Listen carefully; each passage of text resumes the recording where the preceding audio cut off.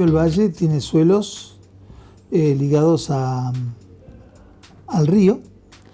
Eso quiere decir que los suelos del valle son capas de sedimentos que fue dejando el río geológicamente a través de muchos años. En general son suelos arenosos en la zona de 28 de julio y a medida que vas hacia el mar van siendo más pesados, es decir, el río va trayendo sedimentos, los más pesados quedan más arriba y a medida que se acerca al mar va depositando los más livianos, son arcillosos. O sea que si uno mira el valle encontrás suelos más permeables y no tan salinos en 28 de julio de Olávon, y en Rawson y hasta Trelew encontrás arcillosos, salinos, con efectos ligados al mar. Así que varían los suelos en el valle y son muy manchoneados porque el río es como meandroso y va dejando lugares más arcillosos y menos arcillosos.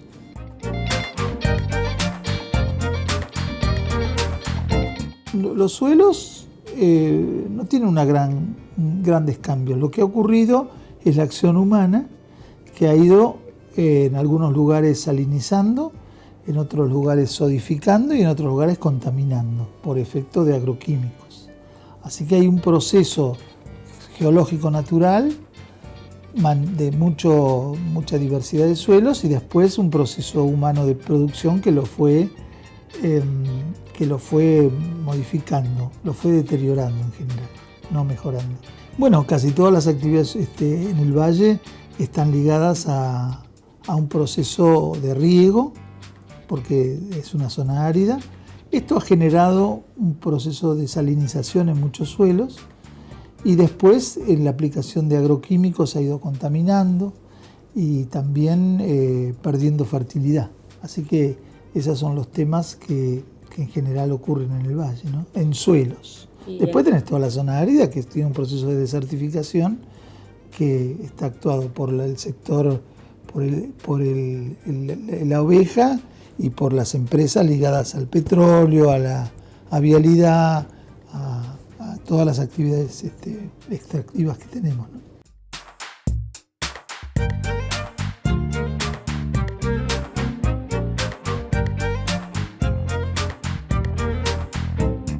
Ese proceso se ha acelerado, digamos, hay más intervención de las empresas, pero también son empresas que, como YPF, que tienen parámetros ambientales de remediación. No la vieja YPF, sino a partir de que fue privatizada y de cómo vino después, ¿no? Hay un proceso más de conciencia social, es decir, a la par que ha habido mayor intervención, también hay mayor interés empresario en mantener los suelos y conservarlos.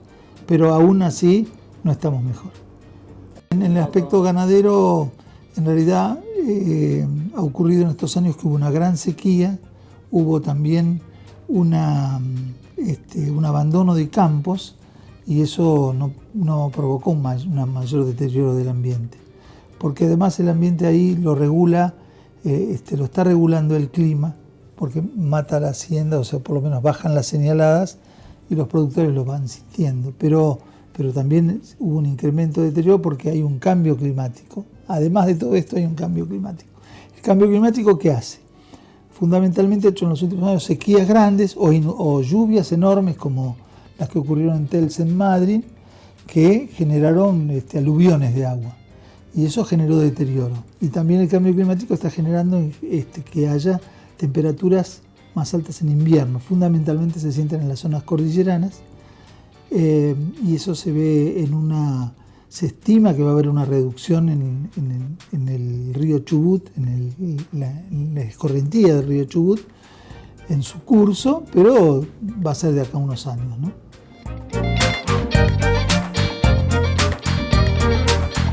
Nosotros trabajamos con los productores ganaderos en establecer las cargas correctas para que no generen deterioro.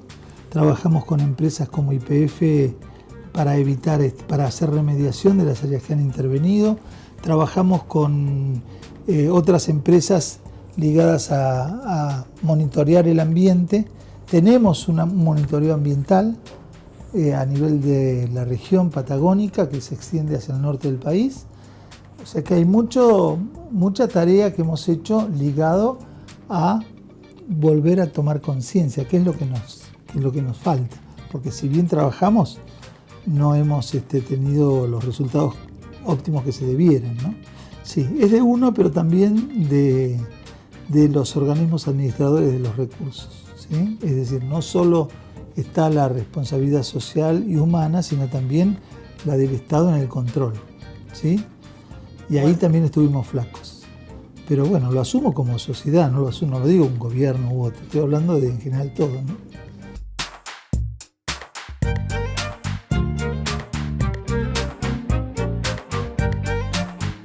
La soja ha destruido grandes bosques en Santiago del Estero, Chaco, Formosa, y eso no ha ocurrido en ese nivel acá, ¿sí? Es decir, hay una conciencia ambiental mucho más grande. Tuvimos padres en esto que generaron las áreas protegidas y eso es muy bueno. Las áreas boscosas también están muy protegidas, así que bueno, eso es muy bueno. ¿Sí? Realmente que la sociedad tenga más claro y promueva iniciativas ligadas a proteger el medio ambiente y conservar nuestra tierra, ¿no?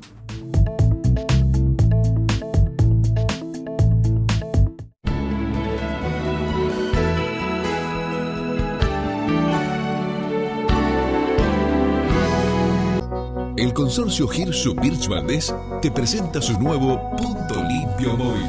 Te contamos de qué se trata. Es un camión itinerante a donde podés acercarte y llevar tus residuos separados. De esta manera y entre todos podemos colaborar con el reciclado para lograr una región más limpia. ¿Qué residuos podés llevar al camión? Pilas, envases de aluminio, aerosoles y latas, vidrio blanco, vidrio de color, papel, cartón tetrabric, envases plásticos y envases plásticos PET. Comprometete con el medio ambiente. Separá y trae tus residuos. Para enterarte los recorridos de nuestro camión, seguinos en Facebook. Contactanos en web www.consorciogirsu.com.ar, Facebook Consorcio Girsu Birch Valdés, Twitter @Consorcio Girsu.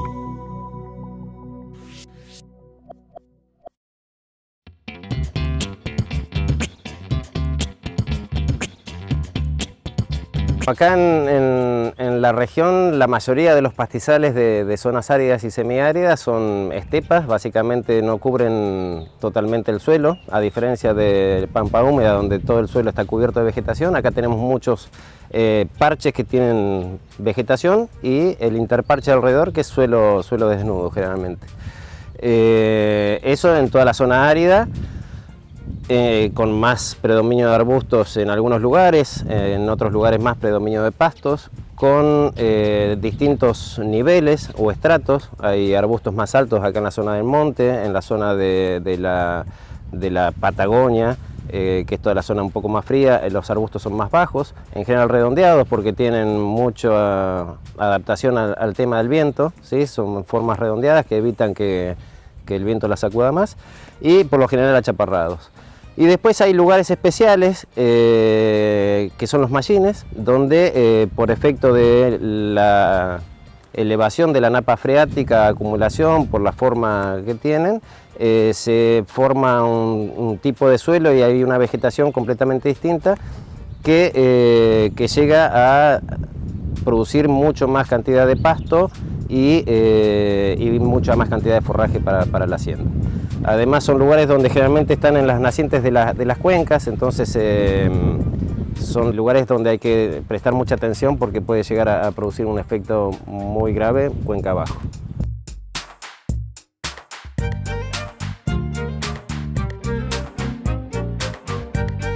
Estamos trabajando en sistemas de monitoreo, el sistema MARAS que estamos implementando hace unos cuantos años y estamos empezando a desarrollar también una metodología de monitoreo para los mallines. Eso todavía está en desarrollo, no lo pudimos terminar, pero bueno, estamos avanzando.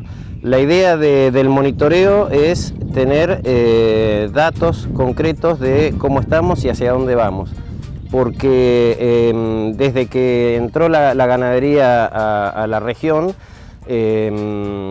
hace muchos años, y salvo alguna que otra foto puntual que aparece en algún lugar que tengan guardado, después no hay datos concretos. Entonces lo que se hizo mucho tiempo fue evaluar la situación actual, y entonces vemos que hay un efecto que lo estamos viendo actualmente, pero no sabemos cómo era la situación original y no sabemos cómo hubiese avanzado si no hubiese habido la acción del hombre.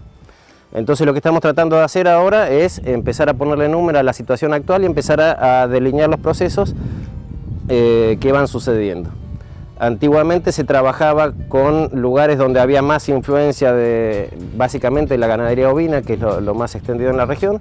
Entonces se veían lugares donde había más influencia o más carga de animales, lugares donde había menos, y suponíamos que esas dos situaciones eran las que habían ocurrido antiguamente. El lugar donde había menos animales era el principio, cuando la oveja no estaba, y el de que más animales y más degradado era el actual. Ahora estamos tratando de ver si eso realmente es cierto y si los procesos tienen reversibilidad. Sí, sabemos que para un lado van, la degradación avanza permanentemente.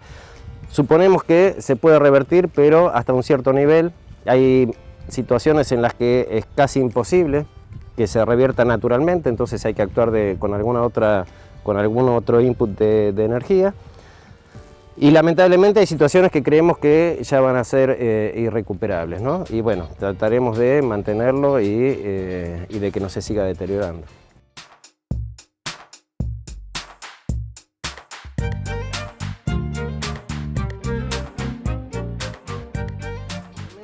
El proceso que vamos viendo es, en un primer instante hay un recambio o desaparición de especies. El animal consume las plantas forrajeras, entonces esas empiezan a decrecer y empiezan a desaparecer según la intensidad, obviamente, del pastoreo que se produzca. Y pueden pasar dos cosas. En algunas situaciones puede aparecer otra planta que reemplace esa y ocupa el lugar, y entonces el estado de la vegetación es más estable, no se empieza a perder suelo, no se empieza a perder recursos. Cambia así la composición florística, tiene menos producción de forraje, pero está cubierto el suelo. En otras situaciones no, empiezan a desaparecer esas plantas, queda el parche de suelo desnudo, y dependiendo del tipo de suelo y los lugares donde estén ubicados, puede empezar a perderse el suelo superficial y empieza a depositarse o empiezan a aflorar, no a depositarse porque ya estaban ahí las piedras, y se forman pavimentos de erosión, donde es, como el nombre lo asimila, es piedra y nada más. Y entonces también se llega a una situación estable, pero donde hubo mucha pérdida de recursos.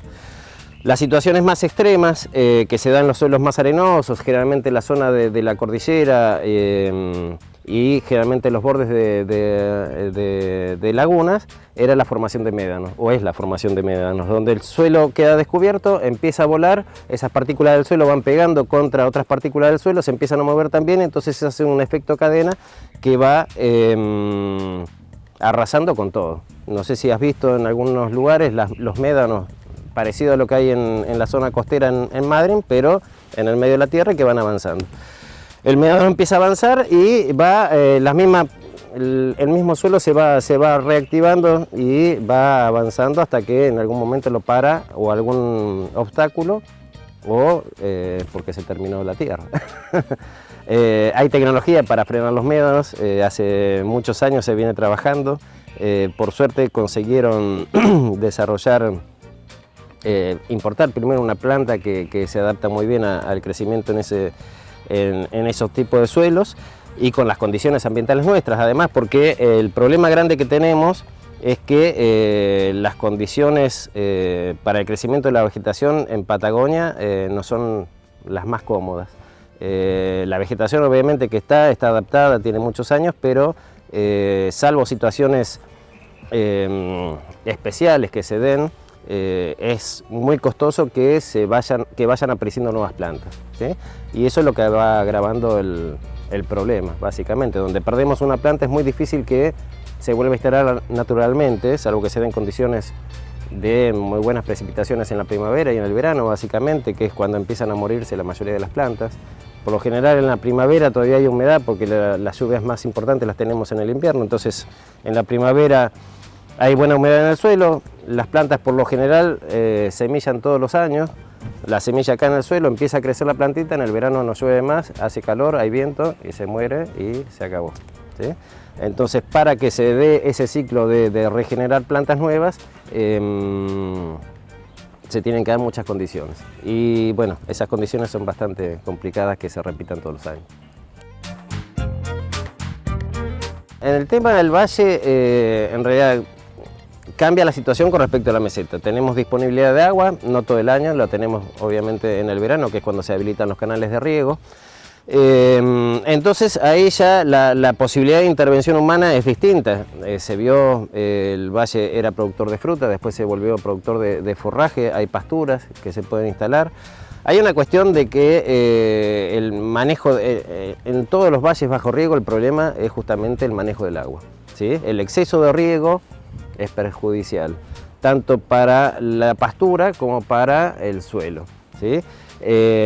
La otra cuestión es que generalmente se empiezan a hacer los canales de riego y todos los proyectos de riego no solamente tienen que contar con canales de riego, sino canales de drenaje.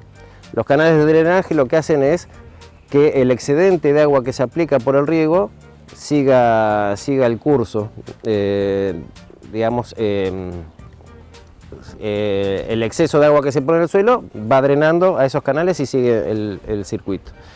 Cuando esos canales de drenaje no se hacen, se ve interrumpido ese flujo del agua, el agua queda más tiempo en la superficie, entonces eso hace que todas las sales que están en el suelo se disuelvan en el agua, empiezan a subir por capilaridad. Cuando el agua se evapora, la sal queda en el suelo, la sal no se evapora, ¿sí? Lo vemos en la soya, cuando hervimos los fideos, terminamos, queda toda la sal, la que no salió con los fideitos queda en la olla. Y bueno, y eso empieza el proceso de salinización de los suelos, ¿sí? El tema de las cargas en el valle, bueno, es mucho más sencillo,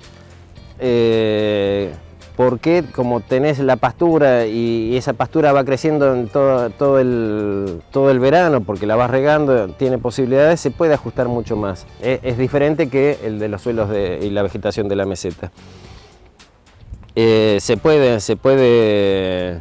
ajustar el manejo, hay conocimiento, hay estudios. Para la zona del valle se adapta mucho mejor toda la experiencia que hay en las zonas más húmedas, ¿sí? Por una cuestión de disponibilidad de las pasturas y eso.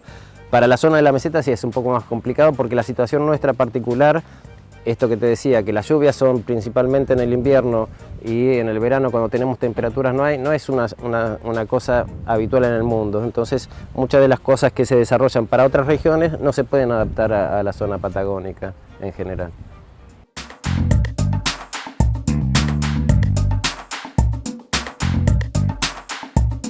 Este proyecto, el proyecto Maras, comenzó en el año 2004 más o menos, se empezó a idear junto con otras experimentales, junto con Río Gallegos, Esquel y Bariloche, con el fin de poder monitorear cuáles eran los procesos que se estaban dando en el suelo y en la vegetación, y de alguna forma poder evaluar cuál era el grado de certificación que se estaba dando en las tierras.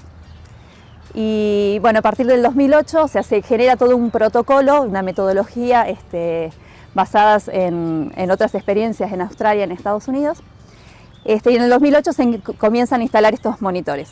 Tenemos aproximadamente 430 monitores en todo lo que es Patagonia Sur, algunos en la parte de Chile también y algunos muy poquitos en la parte árida del norte del país.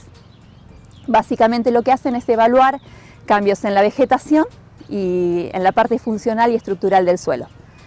Estos monitores se instalan más o menos cada 130 hectáreas, o sea, lo ideal sería que sean representativos de un área, tanto del manejo del área como de las características paisajísticas de ese ambiente, y se rehacen relecturas de cada monitor cada 5 años. Entonces, de esa forma se evalúa cuál es la tendencia que van teniendo las características. se están haciendo, recién se realizaron las primeras relecturas de todos o prácticamente todos los monitores, entonces se están evaluando a nivel regional, es decir, por áreas ecológicas, cuáles serían esas tendencias. Nosotros armamos desde el grupo de pastizales un mapa con algunos indicadores de degradación del suelo y de cobertura vegetal para ver estados de degradación en la provincia, tanto en la instalación de esos monitores como en las relecturas, y se hicieron las primeras evaluaciones de tendencia. En un periodo muy corto de tiempo, porque es un periodo solamente de 5 años, ¿no? Y las tendencias básicamente dan que el 60% prácticamente de las relecturas de la superficie de la provincia en estos 5 años estarían sin cambios. Hay un porcentaje que cambia, digamos, a estados más graves de degradación, pero también hay cambios en la parte de recuperación. Esto, digamos, es medido a bastante corto o mediano plazo. La idea de haber hecho un protocolo tan detallado es poder tener continuidad a lo largo del tiempo. Lo ideal sería también que las provincias se hagan cargo un poco de este proyecto, porque el conseguir recursos todos los años para poder salir a hacer las relecturas es bastante complicado, pero lo ideal sería sí, que puedan participar también otros organismos y otros entes para poder hacer, digamos, algo un poquito más intenso. Esto es a corto plazo, es lo que se vea por ahora. Hay que ver ahora cuando empecemos con las terceras lecturas a ver cómo va cambiando. Poder conocer cómo es el proceso, cómo se va dando, y de esa forma poder tomar acción, digamos, frente a las problemáticas que se van visualizando.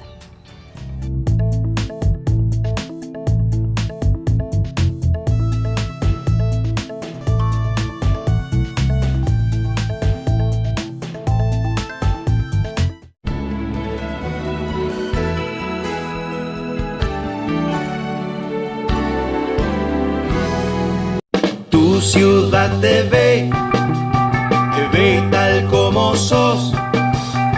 Compartimos tus lugares y costumbres, nos ves. Canal 12 te ve tal como sos, te ve tal como sos.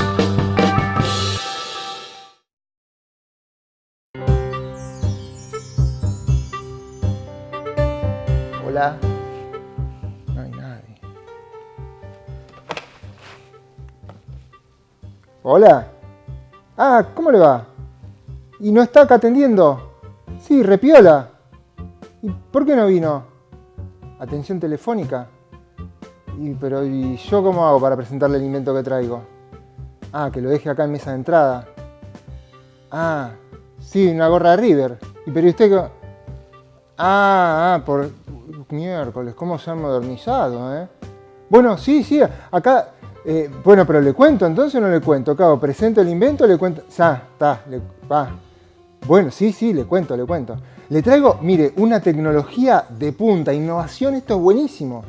¿Vio la degradación de suelos? ¿Es un problema acá en la Patagonia? Ni imaginarse. Bueno, yo traigo la innovación tecnológica, son robots muy chiquitos que combaten la degradación del suelo, restauran el suelo estos robots, muy chiquitos. Resulta que esos robots, por ejemplo, le ponen oxígeno al suelo, le ponen los nutrientes que necesitan, son como pequeños obreritos, son muy chiquitos. ¿Micro? No, vino en la bicicleta, ¿qué? Ah, micro robots. No, son nanorobots. Nano, señor. Sí, a la -9, claro. ¿No fue a la escuela usted? Bastante burro para atender este organismo público.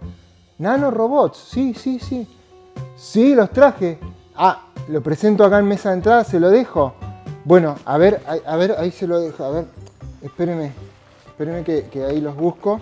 Sí, acá en la mochila. Ah, cierto, usted me está viendo ahí por la cámara. Sí, pero es que los busco, esperen.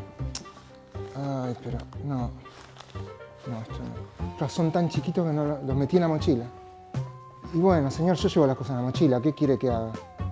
Ah, bueno, lo presento, le gustó la idea, pero no los encuentro. Son muy chiquitos y nano. Bueno, sí, que vea que el video, sí, usted siempre me muestra un video, bueno. Ah, que una experiencia en Chile, estación del suelo, restauración, sirve, es lo que hay que hacer acá en la Patagonia, bueno, lo veo el video, bueno, gracias, chau, bueno, gracias, chau. El objetivo de este video es presentar una sencilla guía de manejo de suelos degradados, en el que se expone el diseño de curvas de nivel para la construcción de canales de desviación por las cuales escurrirá el exceso de agua y frenará el proceso erosivo, y zanjas de infiltración que permitirán aprovechar una cierta cantidad de las aguas lluvias. Entre estas zanjas y canales se pueden plantar especies vegetales, incluyendo especies leñosas, las cuales sujetan el suelo y también ayudan a aumentar la cohesión del suelo. Además, la introducción de plantas ayuda a frenar la fuerza con que el agua de lluvia impacta el suelo y a reducir la velocidad con que el agua escurre la superficie. Entre las zanjas o canales se plantan especies leñosas, ojalá acompañadas por leguminosas, y se pueden sembrar pastos. Para plantar árboles se excavan hoyos de un tamaño mayor al que ocupan las raíces de las plantas. Se introduce compost o algún tipo de enmienda según la necesidad. Luego la planta y sobre el suelo de esta una capa de mulch para reducir la evaporación directa de agua y evitar la erosión por impacto en esta zona. Llamamos a quienes vean este video a invitar a sus familias o comunidades a realizar esta práctica de trabajo en equipo para facilitar la recuperación de suelos degradados y así promover actividades productivas sustentables.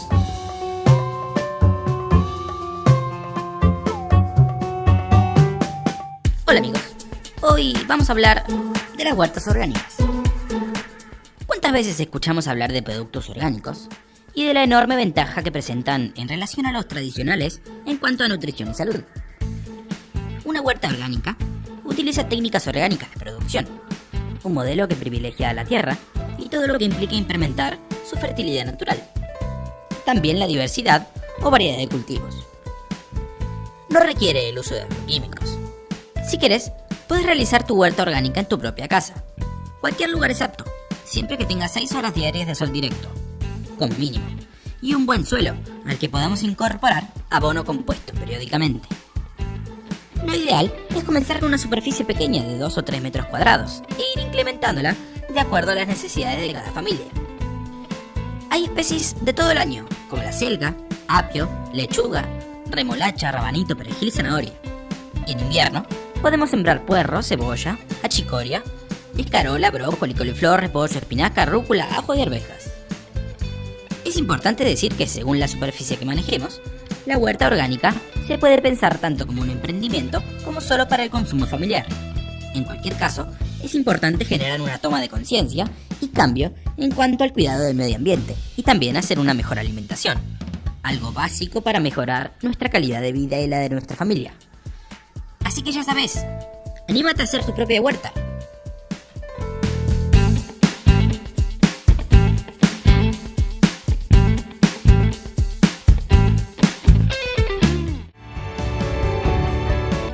Suave, calmo, tibio, peregrino de golfos, amante de bahías. El Atlántico Sur acuna al cielo en el espejo bruñido de su epidermis y esconde, entre los pliegues de sus aguas, los tesoros del universo. Y en el silencio que se produce entre ola y ola, el cosmos hace oír su portentoso mensaje. Mis sentidos se abren para recibir el aliento marino. Tengo una hermosa sensación de ancla que me sujeta a la tierra.